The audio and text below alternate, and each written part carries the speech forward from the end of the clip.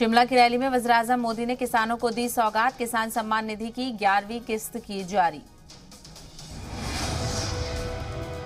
आखिरी रस्मात के लिए सिद्धू मूसेवाला के गांव में जमा हुए लोग। पोस्टमार्टम रिपोर्ट से इंकशाफ। मूसेवाला के शरीर पर मिले गोलियों के 24 निशान। सिद्धू मूसेवाला की पोस्टमार्टम रिपोर्ट में डरावने खुलासे। 24 गोलियों से शरीर हुआ छलनी, सिर की हड्डी में भी बुलेट। दिल्ली के वज़ीर आला अरविंद केजरीवाल ने लगाया सत्येंद्र जैन को फंसाने का इल्जाम। कहा, हमारी पार्टी नहीं करती बदउनवानी बर्दाश्त। डॉक्टर सुभाष चंद्रा ने राज्यसभा इंतखाब के लिए राजस्थान से किया नॉमिनेशन से पहले बीजेपी अराकीन असेंबली से की मुलाकात। साबिक सीएम वसुंधरा राजे से भी हुई मुलाकात। उत्तराखंड के चंपावत असेंबली सीट पर वोटिंग जारी। सुबह 11 बजे से 40% वोटिंग। दांव पर सीएम की साख। सीएम बने रहने के लिए जीतना जरूरी। 3 जून को आएंगे नतीजे। कांग्रेस छोड़ चुके हार्दिक पटेल बीजेपी में होंगे शामिल। 2 जून को लेंगे बीजेपी की रुकनियत। जम्मू कश्मीर के कुलगाम में खातून टीचर का गोली मारकर कत्ल। सांबा की रहने वाली थी खातून। जम्मू कश्मीर के अवंतीपुरा में सिक्योरिटी फोर्सेस और मिलिटेंटों के बीच तसादुम। 2 मिलिटेंट को मार गिराया गया। लखनऊ की टीले वाली मस्जिद मामले पर आज लखनऊ के सेशन कोर्ट में जारी रहेगी समाअत। हिंदू फरीक ने पूजा करने का मांगा हक।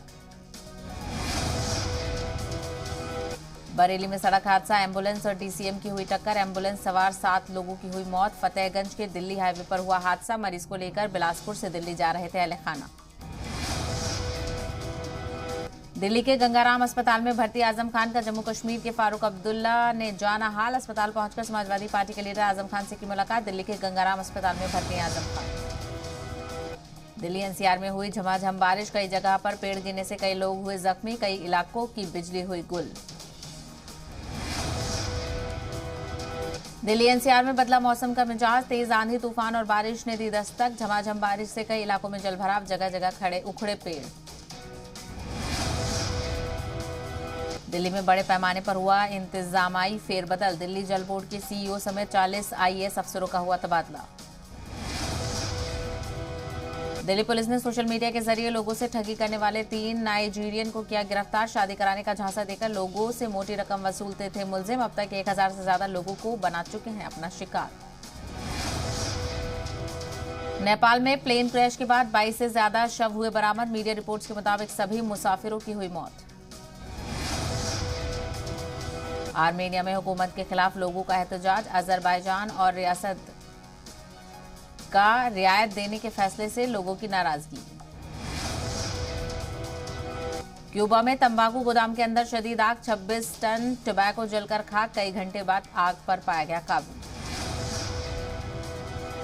ब्राजील में सैलाब से अब तक 40 लोगों की मौत। 5000 लोग हुए बेघर। सदर जायर बोल्सोनारो ने लिया सैलाब मुतासिर इलाकों का जायजा। रूस यूक्रेन जंग का आज 97वां दिन। यूरोपियन यूनियन ने फिर रूस पर लगाए आर्जी पाबंदी। खार्किव में रूस के हमले तेज। सदर ज़ेलेंस्की की यूरोपियन यूनियन से अपील। रूस पर कड़े फैसले लेकर तेल और गैस के इंपोर्ट को पूरी तरह बंद करना होगा। इसके बिना रूस को झुकाना मुश्किल।